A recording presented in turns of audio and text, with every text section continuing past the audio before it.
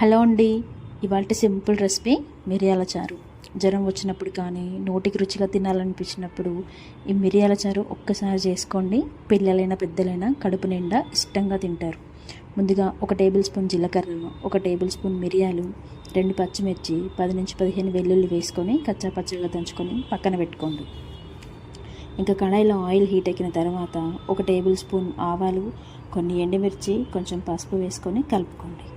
బాగా పండిన ఒక పెద్ద సైజు టమాటో ముక్కల్ని వేసుకొని మీ రుచికి సరిపడా ఉప్పు వేసి 2 నిమిషాలు మూత పెట్టి మగ్గించండి.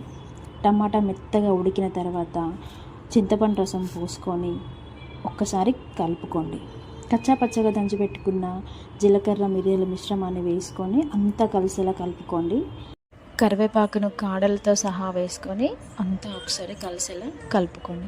మంటను మీడియం ఫ్లేమ్లో ఉంచి ఒక్క పొంగు వచ్చేంత వరకు ఉంచుకోండి. ఒక పొంగు వచ్చిన తర్వాత స్టవ్ ఆఫ్ చేసుకొని సర్వ్ చేసుకుంటే వేడి వేడి మిరియాల చారు రెడీ. వేడి వేడి అన్నంలో ఈ మిరియాల చారు పోసుకొని తింటే ఆ తృప్తే వేరు. వీడియో నచ్చిందా? నచ్చితే చిన్న లైక్ చేయండి, కింద కామెంట్ చేయండి.